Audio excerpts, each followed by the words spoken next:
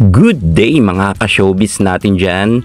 Kapuso superstar Marian Rivera nahaharap nga sa matinding issue matapos nga mag-post itong si Ivy Manson or Ivy Diana sa kanyang FB page na di umano ay nakaranas rin siya ng hindi magandang experience sa nasabi nating actress. Kilala si Marian Rivera na isa sa mga artista na palaban. Sa katunayan nga, marami nang nakaalitan sa showbiz itong nasabi nating actress.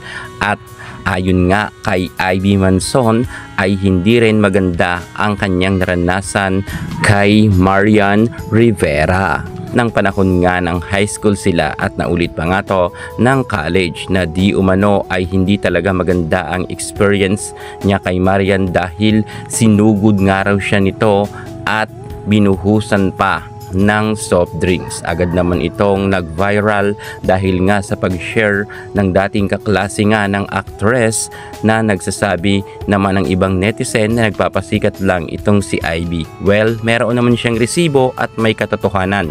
Based naman to sa kanyang experience kay Marian Rivera. Alamin natin ang buong detalye ng kwento. Pero bago ang lahat, kung bago ka sa aking channel, subscribe na. Click ang ating notification bell para lagi kang updated sa lahat ng issues sa showbiz. Susunod na.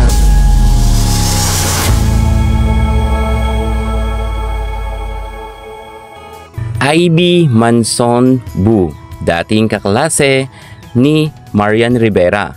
Hindi niya sinisiraan si Marian dahil matagal naman ang isyung ito, high school pa sila.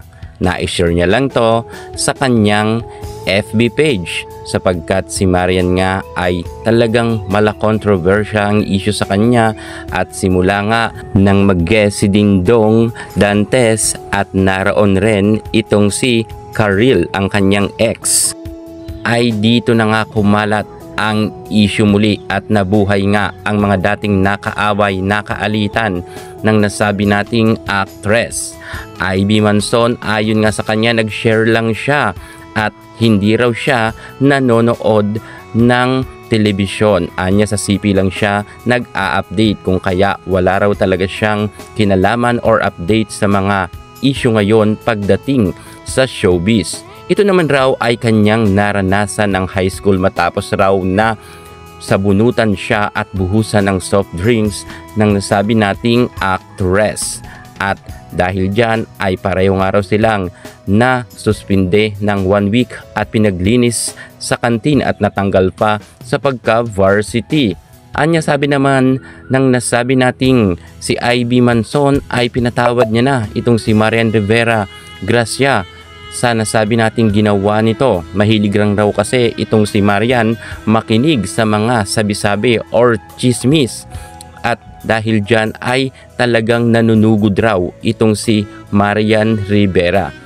Gayunpaman, kahit sabihin natin na ito ay matagal ng issue dahil nga isinare ito ni Ivy Manson, ay talagang pinag-usapan na naman itong si Rivera na di umano ay meron daw talagang attitude ayon sa mga netizen. Bagamat marami rin nagtatanggol kay Marian Rivera, ang masasabi ko na lang dito, siguro marahil ganito talaga ang ugali ni Marian palaban ng panahon niya ng high school at college. Pero siguro ngayon nagbago na siya matapos ngang mapagtagumpayan niya na ang kanyang karera sa showbiz at maganda naman ang kanyang buhay sa kasalukuyan. Kaya't sana wag na natin i-issue pa si Marian, baka nagbago na rin ang nasabi nating actress. Ano sa tingin nyo? Anong masasabi nyo sa pag-share ni Ivy Manson sa kanyang experience kay Marian Rivera? I-comment na ninyo yan sa baba. Yan muna ang pinaka-latest natin sa mundo ng showbiz. Thank you so much. God bless.